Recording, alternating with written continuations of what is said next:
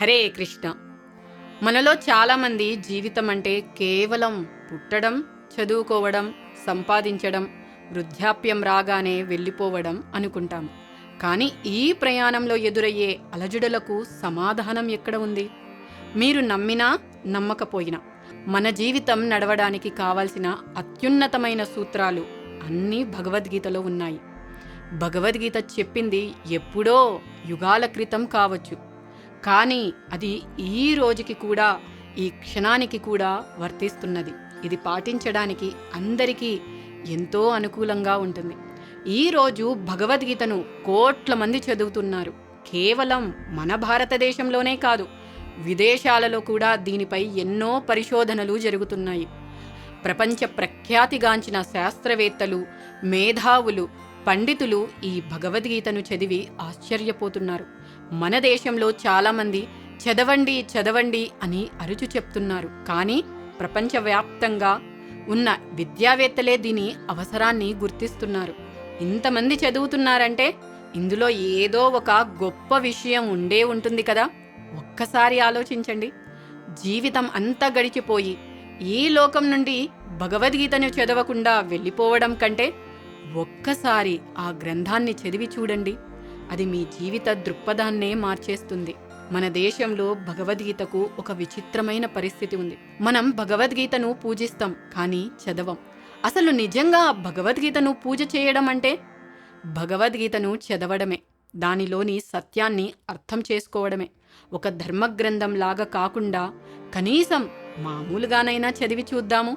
కేవలం ఒక బట్టలో కట్టి పూజ మాత్రమే చేస్తే అందులో ఏముందో ఎప్పటికీ అర్థం కాదు. ఉదాహరణకి, ఒక రోగి దగ్గర మందుల ప్రిస్క్రిప్షన్ ఉంది అనుకుందాం. దానికి పూజ చేస్తే రోగం తగ్గుతుందా? లేదు కదా. ఆ ప్రిస్క్రిప్షన్ చదివి దానికి సంబంధించిన మందులు వేసుకోవాలి. భగవద్గీత కూడా అంతే. కొంతమంది దీన్ని ఒక సైన్స్ పుస్తకంలాగా చదువుతూ ఉంటారు. కనీసం అలాగైనా చదివి చూద్దాము. కొంచెం కొంచెం అయినా అర్థమవుతుంది కదా. భగవద్గీత ఒక అక్షయ పాత్ర. ఇందులో మీరు వెతికే ప్రతి అంశమూ ఉంది. సైన్స్, ఫిజిక్స్, సృష్టి రహస్యాలు, పరమాణువుల శక్తి, ఆరోగ్యం, ఆహారం, మనం ఏం తినాలో, మన ఆహార అలవాట్లు, మన ఆలోచనలు ఎలా మారుస్తాయో ఇందులో ఉంది. మనస్తత్వ శాస్త్రం కూడా ఉంది. ఒత్తిడిని ఎలా జయించాలి, మనస్సును ఎలా నియంత్రించాలి, ఇంకా క్రమశిక్షణ గురించి కూడా ఉంది. జీవితంలో ఒక పద్ధతిని ఎలా అలవరుచుకోవాలో నేర్పిస్తుంది. వ్యక్తిత్వ వికాసం గురించి కూడా ఉంది. ఎలా మాట్లాడాలి, ఎలా నడుచుకోవాలి, సమస్యలు వస్తే ఎలా గుర్తించి వాటిని ఎలా ఎదుర్కోవాలి అనే విషయాలు ఈ భగవద్గీతలో స్పష్టంగా ఉన్నాయి. మెడికల్ సైన్స్ గురించి కూడా ఉంది. మానసిక ఆరోగ్యానికి, శారీరక దృఢత్వానికి ఈ భగవద్గీత ఇచ్చే సూచనలు అమోఘం. చాలామందికి ఒక అపోహ ఉంటుంది, గీత ఉంటే గొడవలు అవుతాయని. అది ఏమాత్రమూ నిజం కాదు. భగవద్గీత కేవలం ఒక మత గ్రంథం కాదు, అది ఒక జీవన మార్గదర్శిని.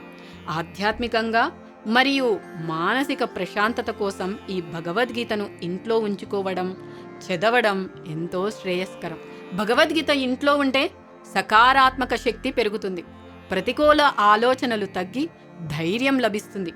పిల్లలకు చిన్నతనం నుండే నైతిక విలువలు అందుతాయి. భగవద్గీతను ఇంట్లో ఉంచుకోవడం వల్ల కీడు జరుగుతుందని అనడంలో ఎటువంటి వాస్తవమూ లేదు. అది మనకు జ్ఞానాన్ని ఇచ్చే అమృత భాండాగారం. కాబట్టి ఈరోజే ఎక్కడో ఉన్న ఆ భగవద్గీతను చదవడం ప్రారంభిద్దాం. మీ సమస్యలకు సమాధానం అక్కడే దొరుకుతుంది. యత్ర యోగేశ్వర కృష్ణో యత్ర పార్థో ధనుర్ధరః తత్ర శ్రీ విజయో భూతి ధ్రువా నీతిర్మతిర్మమ. ఎక్కడైతే యోగేశ్వరుడైన శ్రీకృష్ణుడు మరియు అత్యున్నత విలుకాడైన అర్జునుడు ఉంటారో అక్కడ సకల ఐశ్వర్యము, సర్వ విజయము, సకల సమృద్ధి మరియు ధర్మము ఉంటాయి. ఇది నా నిశ్చిత అభిప్రాయము అని సంజయుడు పలుకుచున్నారు. హరే కృష్ణ.